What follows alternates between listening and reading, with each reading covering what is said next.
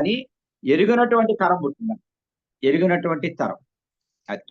ఆ టైంలో వీళ్ళేం చేశారు ఇశ్రాయేలు ప్రజలు? అన్ని జనులతో కలిసిపోయి వారి దేవతలకు మొక్కి, పూజించి, దేవునికి కోపం పుట్టించి 13వ వచనం వారు యెహోవాను విసర్జించి బయలును, అష్టారోతును పూజించారు. వేరే దేవతలను పూజిస్తా ఉన్నారు. దేవుని కోపం పుట్టించారు. అది. అందువల్ల దేవుడు ఏం చేశాడంటే వారిని రకరకాల రాజుల్ని దేవుడే బలపరిచాడంట వారిని. చూడండి 15వ వచనంలో యెహోవా వారితో చెప్పినట్లు, యెహోవా వారితో ప్రమాణం చేసినట్లు, వారు పోయిన ప్రతి స్థలంలో వారికి బాధ కలిగి చేయుటకు యెహోవా వారికి శత్రువు ఆయన గనుక వారికి మిక్కిలి ఇబ్బంది కలిగింది. 14వ వచనంలో ఆయన వారి చుట్టూ ఉన్న వారి శత్రువుల చేతికి వారిని అప్పగించడం గనుక వారు తమ శత్రువుల ఎదుట నిలువలేకపోయిరి. దోచుకుని వారి చేతికి, శత్రువుల చేతికి ఎవరు అప్పగిస్తున్నారు? దేవుడే అప్పగిస్తున్నాడు. ఎందుకు అప్పగిస్తున్నాడు? దేవుని వినపట్లేదండి? జీవిస్తున్నారు కాబట్టి. ఓకే. అది దేవుడు ఎందుకు వారిని అప్పగించాడంటే దేవుణ్ణి విడిచిపెట్టారు వీళ్ళు. వేరే దేవతలు పూజిస్తా ఉన్నారు. దేవునికి కోపం పుట్టించారు.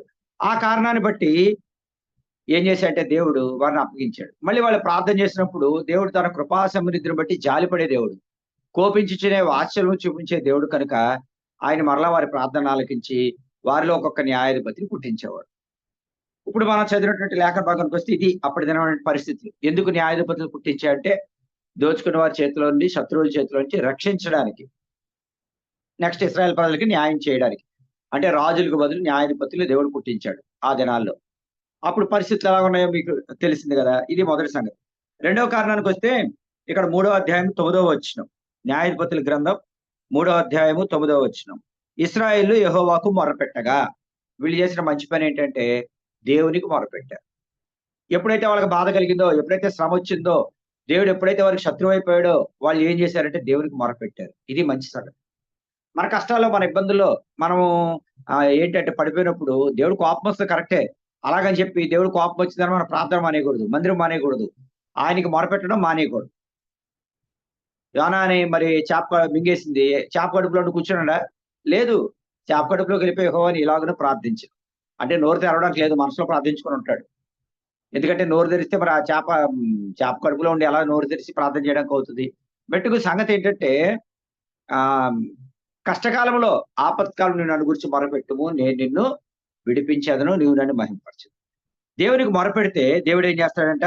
50వ కీర్తన 15వ వచనం, విడుదల. ఆపత్కాలం నన్ను గురించి మొరపెట్టుము, నేను నిన్ను విడిపించు. మొరపెడితే వచ్చి 5 ప్రయోజనాలు మీకు చెప్తాను. దేవునికి మొరపెడితే మొట్టమొదటి విడుదల వస్తుంది. రెండవది ఇర్మియా గ్రంథం 33వ అధ్యాయము 3వ వచనం.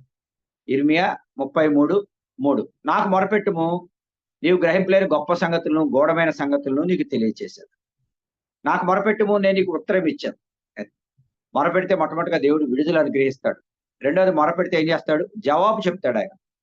ఆయన చెవిటివాడు కాదు, మోగవాడు కాదు, మనల్ని అర్థం చేసుకుంటాడు.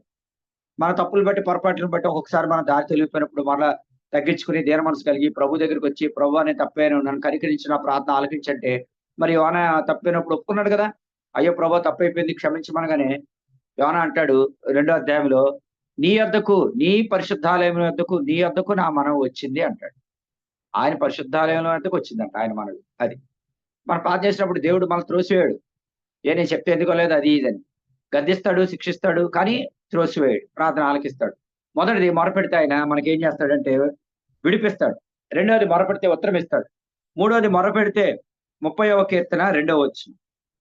కీర్తనలు 30వ అధ్యాయము 2వ వచనం. ఇశ్రాయేలు చేసిన రెండవ పని ఇదే. మొదటిది న్యాయాధిపతుల దినంలో పరిస్థితులు ఎలాగున్నాయో చూసాం. న్యాయాధిపతులు ఎందుకు దేవుడు పుట్టించాడు అనేది చూసాం. రెండవది ఇశ్రాయేలు చేసిన పని ఏంటంటే దేవుడికి మొరపెట్టుట. మొరపెట్టుట వచ్చే 5 మేలు చెప్తున్నాను, చాలా ఉన్నాయి, అందులో ఒక 5. ఒకటి విడుదల, రెండవది జవాబు ప్రార్థనకు, మూడవది 30వ కీర్తన 2వ వచనం, యెహోవా నా దేవా నేను నీకు మొరపెట్టగా నీవు నన్ను స్వస్థపరిచింది. మొరపెడితే వచ్చేటువంటి మేలు ఏంటంటే స్వస్థత. ఈజీగా మొరపెట్టాడు ఆపత్కాలంలో, కష్టకాలంలో. ప్రభువా యథార్థ హృదయంతో, సత్యంతో ఎట్లా నేను నీ సన్నిధి నడుచుకున్నానో దయతో జ్ఞాపకం చేసుకోమనగానే దేవుడు ఏం చేశాడు? వెంటనే స్వస్థత అనిపించాడు కదా, 15 సంవత్సరాల ఆయుష్ పొడిగించాడు. ఇది మూడవది మొరపెడితే. నాలుగవది 57వ కీర్తన 2వ వచనం, Psalm 57:2. మహోన్నతుడైన దేవునికి నా కార్యము సఫలం చేయ దేవునికి నేను మొరపెట్టుకొంచున్నాను. మొరపెట్టడం అనే చెప్తా ఉన్నాను. మొరపెట్టడం మహోన్నతుడైన దేవునికి నా కార్యము సఫలం చేయ దేవునికి. నీ కార్యము సఫలం అవ్వాలంటే ఏం చేయాలా? దేవుడికి మొరపెట్టాలి. అబ్రహాము దాసుడే ఎలియాజరు కదా, యెహోవా నేను వచ్చిన కార్యము త్వరలో సఫలం చేసి నా యజమానికి నువ్వేం చేయాలా? భార్యని నువ్వు అనుగ్రహించు ప్రభువా, ఒంటెలను మోకరింపజేసి ప్రార్థన చేశాడు ఎలియాజరు. ఎలియాజరు యొక్క కార్యాన్ని దేవుడు సఫలం చేశాడు కదా, బంధువుల ఇంటికి నడిపిస్తా వచ్చినాడు. ఇది 4వది, కార్యము సఫలం చేసే దేవుడు. 5వది, మొరపెట్టుట వల్ల వచ్చేటువంటి మేలు. 91వ కీర్తన 15వ వచనం. 91:15. అతడు నాకు మొరపెట్టగా నేను అతను ఉత్తరం ఇచ్చేదను, శ్రమలో నేను అతనికి తోడైండెదను, అతను విడిపించి గొప్ప చేసేదను, దీర్ఘాయు చేత తృప్తిపరచెదను, నా రక్షణ అతనికి చూపించను. ఎన్నో ఉన్నాయో చూసారా? ఉత్తరం ఇస్తాను, తోడై ఉంటాను, విడిపిస్తాను, గొప్ప చేస్తాను, దీర్ఘాయు అనుగ్రహిస్తాను, దీర్ఘాయు చేత తృప్తిపరుస్తాను, నా రక్షణ అతనికి చూపించదు. ఇన్ని మేళ్ళు మొరపెడితే. అందుకని ఇశ్రాయేలు చేసిన రెండవ సంగతి ఇదే. మొదటిది, న్యాయాధిపతుల దినాల్లో పరిస్థితి ఎలాగున్నాయో చూసాము. రెండవది, న్యాయాధిపతులు ఎందుకు పుట్టించాడో చూసాము.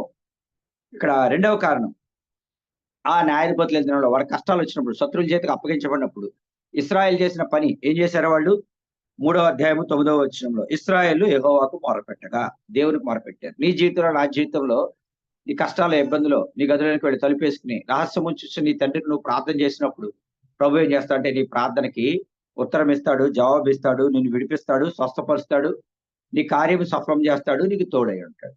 మొరపెడితే వచ్చే మేలు. 3వ సంగతి చూస్తే 3వ అధ్యాయం 9వ వచనం, ఇశ్రాయేలు యెహోవాకు మొరపెట్టగా యెహోవా కాలేబు తమ్ముడైన కనజు యొక్క కుమారుడు ఒత్నీయేలును రక్షకునిగా ఇశ్రాయేలు కొరకు నియమించి వారు రక్షించను. ఒత్నీయేలు ఇశ్రాయేలుకి మొట్టమొదటి న్యాయాధిపతి. ఇతను ఒత్నీయేలు అంటే మొట్టమొదటి. ఈ ఒత్నీయేలు చాలా మంది ఉన్నారు న్యాయాధిపతి గ్రంథంలో.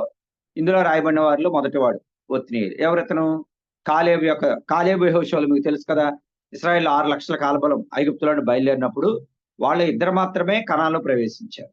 ఆ ఇద్దరిలో ఒకడు కాలేబు, రెండోవాడు యెహోషువ. కాలేబు ఎందుకు ప్రవేశించాడు? మరి పూర్ణ మనసుతో దేవుణ్ణి అనుసరించాడు. ఆ కారణం చేత కాలేబు కనాను దేశంలోకి ప్రవేశించాడు. నువ్వు నేను కూడా దేవుని నిండు మనసుతో అనుసరిస్తేనే దేవుని యొక్క రాజ్యంలో, ఈ యొక్క క్రైస్తవ విశ్వాస జీవితంలో అది ఎంతో ప్రాముఖ్యమైనటువంటి సంగతి కదా.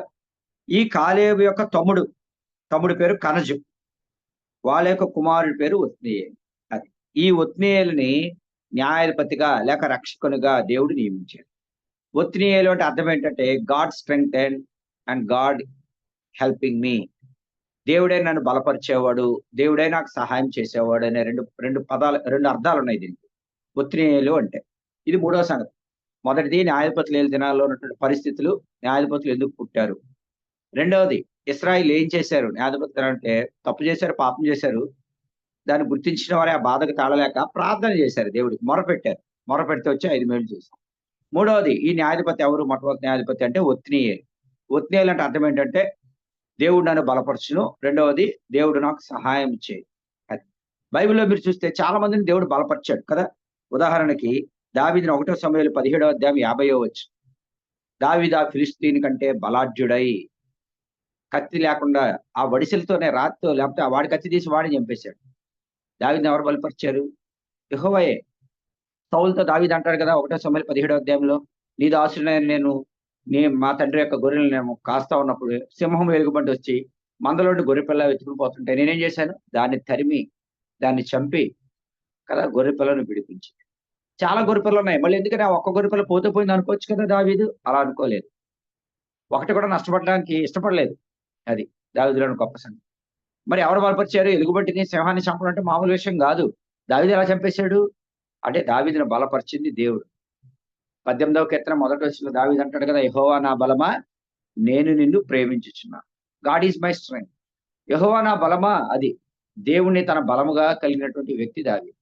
ఇక్కడ ఒత్నీయేలు కూడా ఎవరు బలపరిచారు అంటే దేవుడే బలపరిచాడు. ఒత్నీయేలు అంటే దేవుడు బలపరచు. 1వ రాజులు 18:46లో యెహోవా హస్తము హేలియాను బలపరచగా రథం కంటే ముందు పరిగెత్తి వెళ్ళిపోయాడు.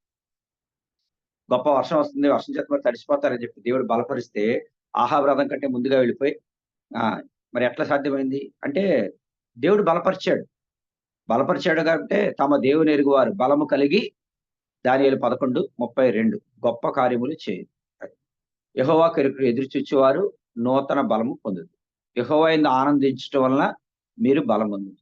అంటే మన అంశం బలం కాదు గాని, బలము అంటే మనకి బలం ఎలా వస్తది అనేదాన్ని చెప్తా ఉన్నాను. దేవుని యందు ఆనందిస్తే బలం వస్తది.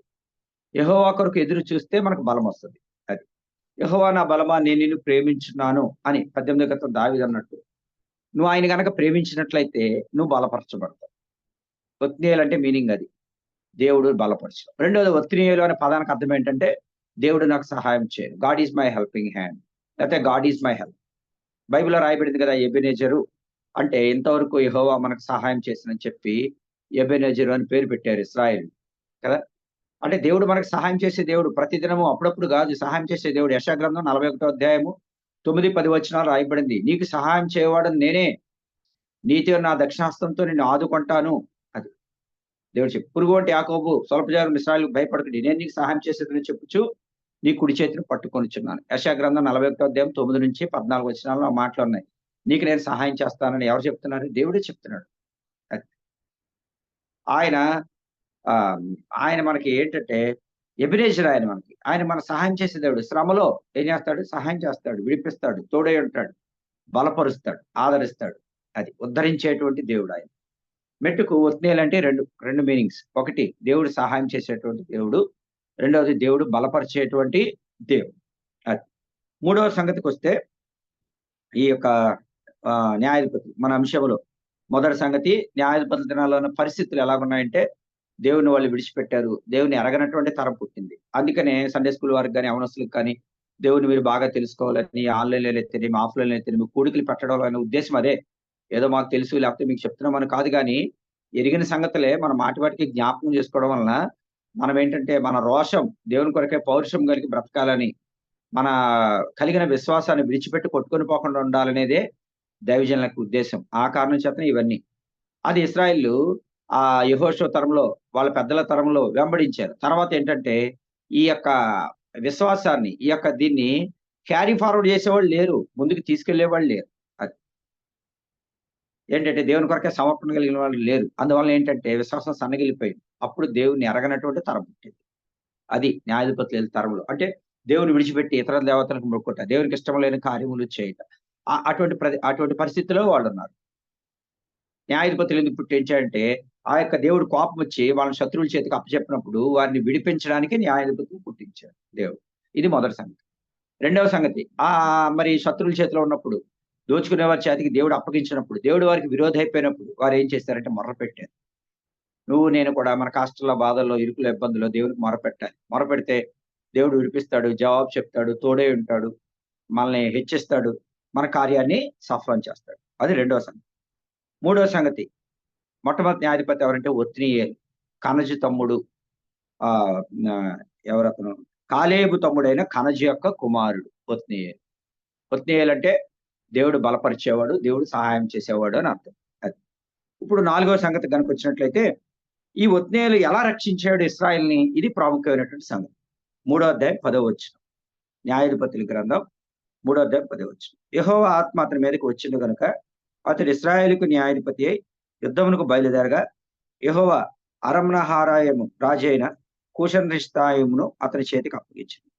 అతడు కూషన్రిషతాయిమును జయించెను. అరమ్నహారాయి రాజు అయినటువంటి ఆ కుషన్రిషతాయిముని జయించాడు. ఎవరు? ఒత్నీయేలు. ఎలాగా?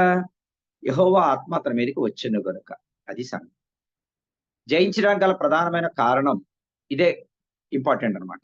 ఈ ఒత్నీయేలు జయించడానికి కారణం ఏంటంటే దేవుని యొక్క ఆత్మ అతని మీదకొచ్చింది. అది. ఇప్పుడు సంసోను సింహాన్ని మేకపిల్లని చీల్చేసాడు. అతని గురించి ఏమి రాయబడింది చూడనమాట. న్యాయాధిపతుల గ్రంథంలో, న్యాయాధిపతుల గ్రంథం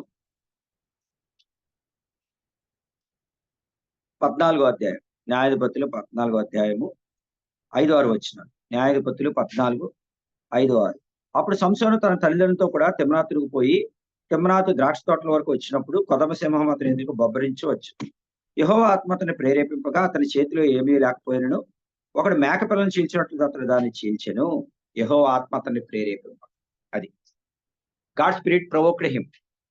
దేవుని ఆత్మ ప్రేరేపించింది. కనుక ఏం చేశాడంటే సంసోను, యెహోవా ఆత్మ పరాక్రమం కలిగినటువంటి ఆత్మ. దేవుని ఆత్మ ప్రేరేపించినప్పుడు మేకపిల్లని చీల్చినట్టుగా సింహాన్ని చీల్చేశాడు. మనం మేకపిల్లని కాదు కదా, కోడి పిల్లని కూడా మనం చీల్చం. మేకపిల్లని అసలు చీల్చలేం, అది వేరే విషయం. కోడి పిల్లని కూడా చీల్చలేం మనం. ఎందుకంటే చాలా కష్టం అది. చీల్చగలడు. అసలు మాంసం మీరు ముక్కను పట్టుకుంటే దాన్ని ఇలా చీల్చాలంటే అది మామూలు విషయం గాదు. కత్తి పట్టుకుని దాన్ని కొడితేనే అసలు తెగదు. చాలా షార్ప్‌గా ఉండాలి కదా! మీరు చూసుంటారు కొట్టుల్లో. సంగతేంటంటే సింహాన్ని చీల్చేసాడు అలాగా. ఎలా సాధ్యమైంది? మరి దావీదుకు కూడా గొర్రెలు కాసుకున్నప్పుడు కూడా సింహాన్ని ఎలుగుబట్టి చంపి తరిమేసాడు. ఎలా సాధ్యమైంది? దేవుని ఆత్మ వాళ్ళని ప్రేరేపించింది. దేవుని ఆత్మ వారి మీదకొచ్చింది. అది సంగతి. ఇక్కడ ఒత్నియేలు ఈ యొక్క రాజుని అరంనహరాయి రాజు. ఆయనోటి హోషర్‌ని షాతాయిము అనేటువంటి రాజుని మరి ఎలా జయించాడు? యెహోవా ఆత్మ అతని మీదకొచ్చింది. ఇది ప్రాముఖ్యమైనటువంటి సంగతి క్రైస్తవ జీవితంలో.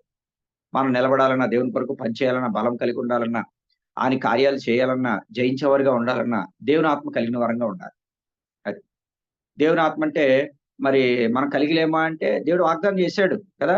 మీ యొద్ద ఎల్లప్పుడూ ఉండుటకు ఆయన వేరొక ఆదరణకర్తను మీకు అనుగ్రహిస్తాడు అని యోహాను సువార్త 14 అధ్యాయంలో దేవుడు వాగ్దానం చేశాడు. మరి ఎందుకని మనం జయించలేకపోతున్నాం? ఎందుకు విజయవంతమైన జీవితాన్ని కలిగలేమంటే, మనం పరిశుద్ధాత్మను దుఃఖపరిచేవారిగా, ఆత్మను ఆర్పేసేవారిగా ఉంటున్నాం. అది. ఆయనకి ఇష్టం లేని కార్యాలు మనం చేస్తున్నాం. ఆయన దుఃఖపరుస్తున్నాం గనుకనే దేవుడేంటంటే యాక్టివ్‌గా లేడు. ఇప్పుడు ఇంట్లో ఉంటాము. తల్లిదండ్రులుంటారు, పిల్లలుంటారు. పిల్లవాడు సరిగ్గా చదవట్లేదనుకోండి, తండ్రి హ్యాపీగా మాట్లాడతాడా? "నీకు మంచి మార్కులు రాకపోతే నీతో మాట్లాడను" అంటాడు తండ్రి. తల్లంటే కొంచెం మృదువుగా ఉంటారు. జనరల్‌గా తండ్రులంటే కొంచెం కోపంగా ఉంటారు. పిల్లలు మరి అల్లరి చిల్లరగా తిరుగుతూ మాట వినకపోతా ఉంటే, వీళ్ళు మాట్లాడతారా? మాట్లాడరు. ఒకే ఇంట్లో ఉంటారు. కానీ సరైనటువంటి మాటలనేవి ఉండవు. ఎందుకు మాటలుండవు? ఇప్పుడు ఒక క్లాస్ ఉందనుకోండి, క్లాస్‌లో అందరితో టీచర్ మాట్లాడడు. ఎవరైతే బాగా చదువుతున్నారో పిల్లలు అలాంటి టీచర్‌కిష్టం. పొద్దోళ్ళతో, మాట విన్న వారితో, హోంవర్క్ చేయని వారితో ఎందుకు మాట్లాడతాడు? వాళ్ళకేదో పనిష్మెంట్ ఇస్తాడు. దూరంగా పెడతాడు. అంతేగాని వాళ్ళతో ఏం మాట్లాడడు. అది. ఎవరితో మాట్లాడతాడు? బాగా చదివే వాళ్ళతో మాట్లాడడానికి, వాళ్ళ డౌట్స్ అని తీర్చడానికి ఇష్టపడతాడు. దేవుడు కూడా అంతే. దేవుడు తన ఆజ్ఞల్ని, కట్టడల్ని దేవుని వాక్యం ఉంది కదా! రెండో దినవృత్తాంతాలు 16:9లో కదా! తన యథార్థ హృదయము గల వారిని బలపరచుటకై యెహోవా కనుదృష్టి లోకమందంతటా సంచారం చేయుచుంది. ఎవరిని బలపరుస్తాడు దేవుడు? యథార్థ హృదయము గలవారు. అది. సంగతేంటంటే ఇక్కడ దేవుని ఆత్మ అతని మీదకొచ్చినప్పుడు, దేవుని ఆత్మ గురించి ఇంకొక 5 సంగతులు చెప్తాను. దేవుని ఆత్మ అనేది మన జీవితంలో ప్రాముఖ్యమైనటువంటి సంగతి. ఆయన మనం దుఃఖపరిచేవారిగా ఉండకూడదు.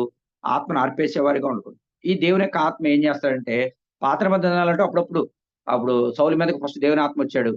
దేవుని ఆత్మ దిగి వచ్చింది. వచ్చినప్పుడు సౌలు ఏం చేశాడంటే దేవుని యొక్క ఆజ్ఞని, కట్టడల్ని త్రోసివేశాడు. ఆయన చెప్పింది చేయలేదు. మాట వినలేదు.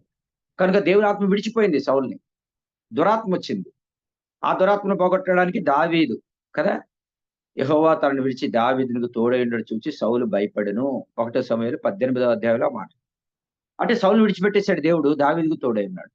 కొత్త నిబంధనలో అలా కాదు. దేవుని యొక్క ఆత్మ ఎవరైతే యేసు ప్రభువుని అంగీకరిస్తారో, పాపక్షమాపణ పొందుతారో, మారుమనసు పొందుతారో వారికి పరిశుద్ధాత్మ అనుగ్రహించబడింది. దేవుని ఆత్మ మనతోనే ఉంటాడు. మనలో ఉంటాడాయన. ఆయన ఏం చేస్తాడు? ఆయన చేసేటటువంటి ఒక 5 పనులు మీకు తెలియజేస్తాను. యోహాను సువార్త 4 అధ్యాయం 16 వచనం. యోహాను 14, 16. నేను తండ్రిని వేడుకొందును మీ యొద్ద ఎల్లప్పుడూ ఉండుటకు ఆయన వేరొక ఆదరణకర్తను అనగా సత్య స్వరూపక ఆత్మను మీకు అనుగ్రహించును. వేరొక ఆదరణకర్తను మీకు అనుగ్రహిస్తాడు. ఈ ఆదరణకర్త ఏం చేస్తాడంట? ఈయన ఆదరణకర్త అంటే ఆదరించేటువంటి దేవుడీయన. ఈయన ఏం చేస్తాడంటే ఆ పేరులోనే ఉంది కదా అర్థం. వేరొక ఆదరణకర్తను. ఒకటనేసి అక్కడ ఉత్తరవాది అని ఉంది. అంటే కంఫర్టర్ ఇంగ్లీష్‌లో కదా! ఆదరణకర్త. What is the purpose of comforter? To comfort you. ఒకరి తల్లి వారిని ఆదరించినట్లు నేను మిమ్మల్ని ఆదరించెదను.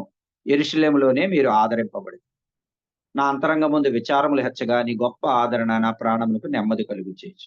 దేవుడు ఆదరించేటువంటి దేవుడు. మన తప్పులో ఉన్న, పొరపాట్లో ఉన్న, మనం మొరపెట్టినప్పుడు, ప్రార్థన చేసినప్పుడు దేవుడు మనల్ని ఆదరిస్తాడు. ఆ! తప్పిన కుమారుడు వచ్చినప్పుడు తండ్రి ఏం క్లాస్ పీకలేదు వాడికి. నువ్వు పనోళ్ళలో ఉండు అనలేదు. వారం రోజులు టైం పెడతాననలేదు. అసలు వాడు చెప్పేది ఏమి వింటలేదు తండ్రి. మా విందు చేయిస్తున్నాడు, ఉంగరం పెట్టాడు, బట్టలు మార్చమన్నాడు. అన్నీ ఉపకారాలు, మేలు. దేవుని దగ్గరికొస్తే చాలు. నువ్వు చేసినవి అంటే తప్పులు చేసేసి దేవుడి దగ్గరికొచ్చాయని కాదు దాని మీనింగు. విరిగినలిగిన హృదయంతో మరి తగ్గించుకుని దీనమనసు కలిగి దేవుని వెతికినప్పుడు దేవుడు మన అంతరంగాన్ని చూచేటువంటి దేవుడు. త్రోసివేయడు ఆయన. దేవుని వాక్యంలో ఉంది కదా!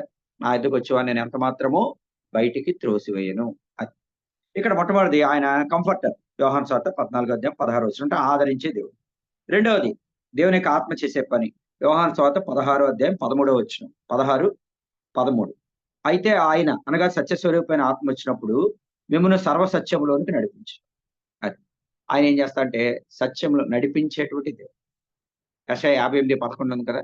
యెహోవా నిత్యము నడిపించును.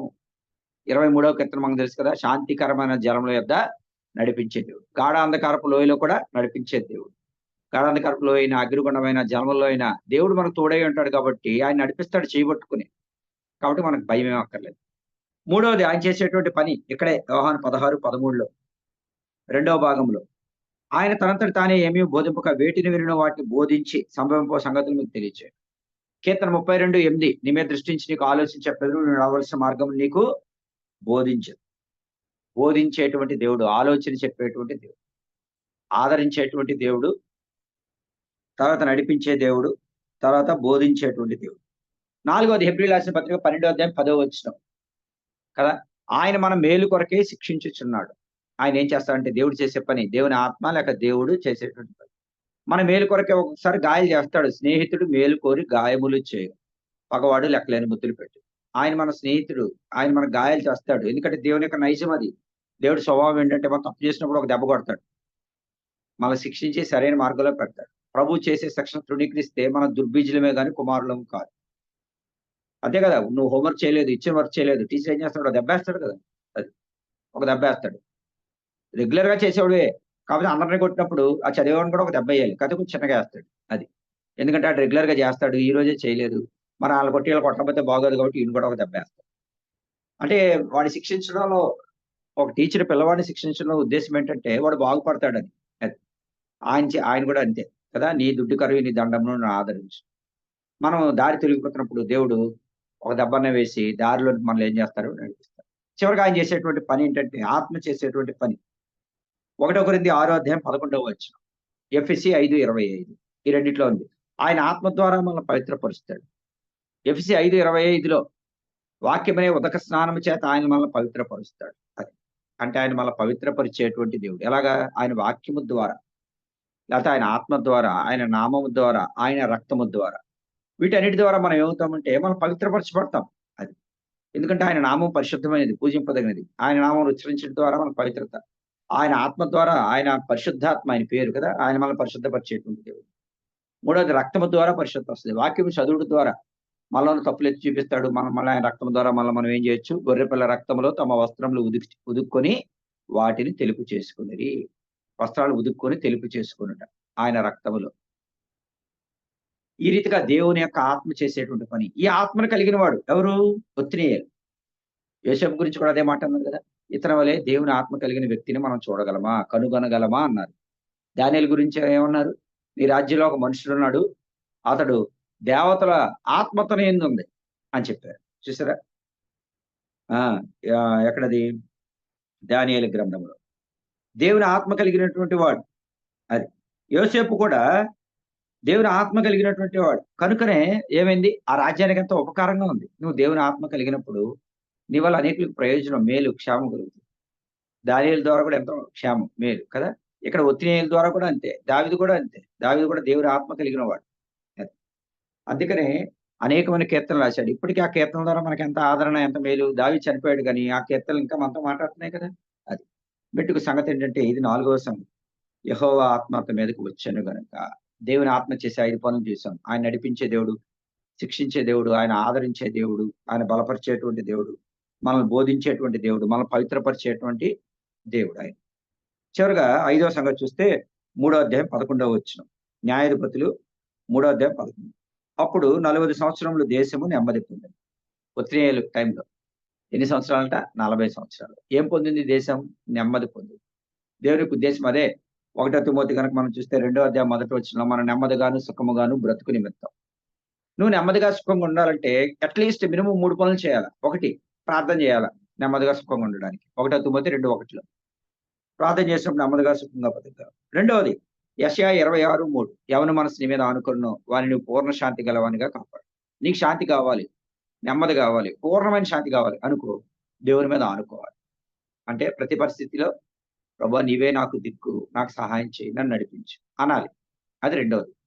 మూడోది నీకు నెమ్మది కావాలంటే ఏం చేయాలంటే సామెతలు 3వ అధ్యాయం మొదటి 2 వచనాలు.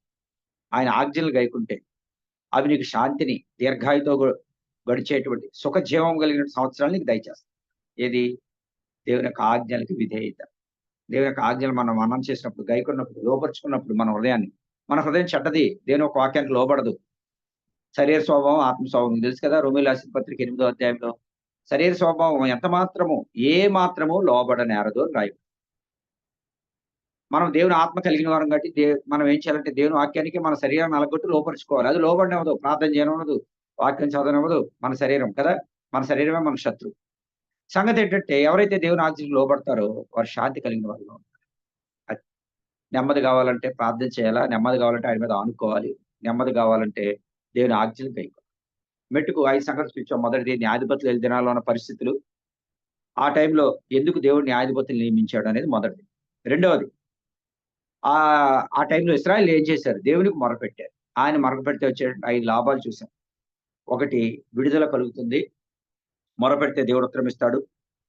స్వస్థపరుస్తాడు. మన కార్యము సఫలం చేస్తాడు. తోడై ఉంటాడు, ఘనపరుస్తాడు. మొరపెడితే. మూడవది మొదటి న్యాయాధిపతి ఒత్నియేలు. ఒత్నియేలు అంటే అర్థం చూసాం. దేవుడు బలపరుస్తాడు. దేవుడు సహాయం చేస్తాడు. మనకు కూడా దేవుడు బలపరుస్తాడు. మనకు కూడా దేవుడు ఏం చేస్తాడు? సహాయం చేస్తాడు. నీకు బలం కావాలంటే ఏం చేయాలి? యెహోవా కొరకు ఎదురు చూడాలి. యెహోవా యందు ఆనందిస్తే ఏమవుతది? బలం కలుగుతుంది. దావీదు కీర్తన 18:1 యెహోవా నా బలమా నేను నిన్ను ప్రేమించున్నాను. దేవుని ప్రేమించే మనసుంటే మనం ఏమవుతాం? బలపరచబడతాం. ఇది మూడవ సంగతి. నాలుగవ సంగతి యెహోవా ఆత్మ ఒత్నియేలు మీదకొచ్చినప్పుడు. ఇతను జయించడానికి గల కారణం, ప్రధాన కారణం ఆ అరంనహారాయి రాజు కూషనిశ్రతాయి జయించడానికి గల కారణం ఏంటంటే దేవుని ఆత్మ అతని మీదకొచ్చింది. మనం దేవుని ఆత్మని దుఃఖపరచకూడదు. దేవుని ఆత్మను ఆర్పకూడదు. ఆత్మానుసారంగా నడుచుకోవడానికి ప్రయత్నం చేయాలి దినదినం. దేవుని ఆత్మ చేసేటువంటి 5 పనులు చూసాం. సర్వ సత్యంలో నడిపిస్తాడు. ఆయన ఆదరిస్తాడు. ఆయన బోధిస్తాడు. మన మేలు కొరకే శిక్షిస్తాడు. కదా! ఆలోచన చెప్తాడు. పవిత్రపరుస్తాడు. అది.